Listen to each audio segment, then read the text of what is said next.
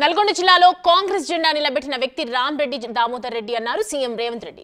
ఒక్కసారి ప్రజాప్రతినిధి అయితేనే ఎంతో సంపాదిస్తున్న ఈ రోజుల్లో ప్రజల కోసం కార్యకర్తల కోసం ఆస్తులను త్యాగం చేసిన వ్యక్తి దామోదర్ రెడ్డి అన్నారు. రామరెడ్డి దామోదర్ రెడ్డి సంస్మరణ సభలో పాల్గొన్నారు ముఖ్యమంత్రి.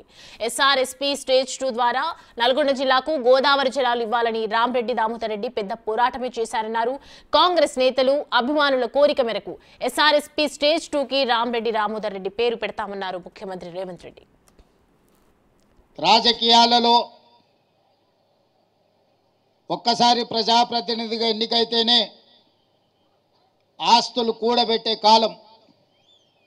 కానీ 5 సార్లు శాసనసభ్యుడిగా 2 సార్లు మంత్రిగా పనిచేసిన రామరెడ్డి దామోదర్ రెడ్డి గారు వేలాది ఎకరాల భూములను నల్గొండ జిల్లాలోనే కాదు ఖమ్మం జిల్లాలో వారి తండ్రి నుంచి వారసత్వంగా వచ్చిన ఆస్తులను, వారి అత్తగారి కుటుంబం నుంచి వచ్చిన వేలాది ఎకరాల వారసత్వాన్ని ఈ నల్గొండ జిల్లా ప్రజల కోసం త్యాగం చేసి, ప్రధానంగా ఆనాడు ఈ జిల్లాలో రాజకీయ కక్షలు, కార్పణ్యాలు, రాజకీయ వివాదాలలో కార్యకర్తల మీద దాడులు, హత్యాయత్నాలు, ఇలాంటి విపత్కరమైన పరిస్థితులను ఎదుర్కొని కార్యకర్తలకు అండగా నిలబడి వేలాది మంది కాంగ్రెస్ పార్టీ కార్యకర్తలను నల్గొండ జిల్లాలో కాపాడి ఈ జిల్లాలో జెండాను నిలబెట్టిన నాయకుడు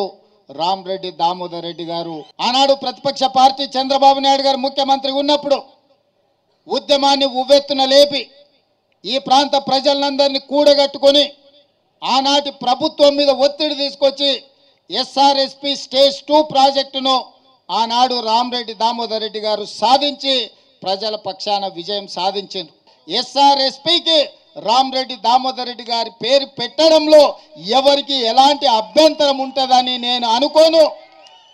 నిజంగా వారికి ఇది ఒక గుర్తింపు, వారికి నిజమైన నివాళి. ఎస్ఆర్ఎస్పీ 2కి ఆర్డీఆర్ ఎస్ఆర్ఎస్పీ 2 అని నామకరణం చేయడం వారికి నిజమైన నివాళి.